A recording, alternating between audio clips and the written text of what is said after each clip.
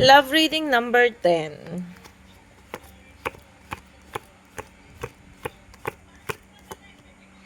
Okay, blindfold ito. Ang ibig sabihin nito, may mga dapat pa daw na inaalam dito sa relationship na to o sa love reading na ito, no? Sabi dito, may mga maling gawa, may mga problemang hindi pa nasusolusyonan, may mga bagay na hindi nauukma pagdating sa relationship, no? This card showing kasi betrayal, mga panloloko, mga maling gawa sa isang relasyon.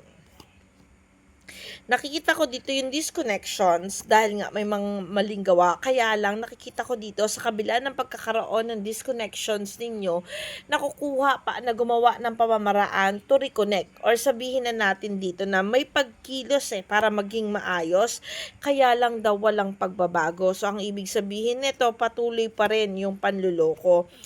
Nawawalan ng pamamaraan na tuwid or sabihin na natin dito na the magician na nakabaliktad, ang ibig sabihin is hindi maayos na pagsolusyon sa problema, pagkawala ng balanse, at nakikita ko ditong walang pagbabago. So ang ibig sabihin nito, hindi porket gumagawa ng pamamaraan sa iyo yung partner mo or nagpaparamdam sa iyo yung partner mo na mahalaga ka, okay ka, at nandyan ka, hindi ibig sabihin nun na wala na siyang ginagawang mali sa'yo. The card said here, nagpapatuloy pa rin yung mga maling gawa dito, no? Nakikita ko dito may paglisan o paglayo, pagkakaroon ng distansya. Ito yung nagiging dahilan kung bakit nagkakaroon ng new beginning, no?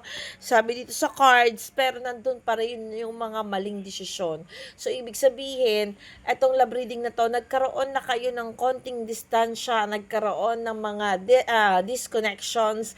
Alam mo kung saan ka napupunta kasi nakikita ko dito sa cards na alam mo na hindi tama sa iyo yung partner mo, pero ang nangyayari nagpapatuloy pa rin. Once nakamontak sa iyo itong lalaki, nakikita ko dito na lumalambot pa rin yung puso mo, no? Nakikita ko dito sa cards na alam kong mahalaga ka, ginagawa mong binabalik mo yung priority mo yung sarili mo. Binibigyan mo ng halaga yung sarili mo. Kaya nakikita ko dito yung parang pagdidistansya mo, no? Pero nakikita ko dito habang lumalayo si Gia, nakikita ko dito lalong bumabaliktad yung mundo niya, no? Nakikita ko dito nawawalan ng pagbibigayan kasi nakikita ko kung gaano kahalaga sa iyo ito, no? Kaya lang may ibang energy niya. At nakikita ko dito, ang tanging hinahangad mo lang naman ay magkaroon ng reconnections, maging maayos, or sabihin na natin dito sa cards na magtagumpay, kaya lang hindi maging okay kasi kahit na pangarapin mo yung, kahit na gusto mong gawin yun, kahit na ganito yung mga bagay na gusto mong mangyari, hindi na sa katuparan ito, talagang may problema kasi nga walang pagbabago dun sa partner mo, no? Nakikita ko dito sa cards yung pagiging blindfold mo, ibig sabihin nito kasi may mga maling gawa pero handa ka to forgive, no? Nakikita ko dito sa cards, nagiging complicated na yung nangyayari kasi hindi mo nararamdaman na kaya ka pa rin ilaban nitong lalaki, no? Nakikita ko dito yung pagsuko ng lalaki, nakikita ko dito yung pagkawala ba ng interest. Kasi yung iba kasi ginagawa nila pag mali sila, ginagawa nilang tama. But this card, showing na nagpapatuloy pa rin sa mga maling gawa yung partner mo kahit na alam niya na mahalaga ka sa kanya kasi may mga bagay siya.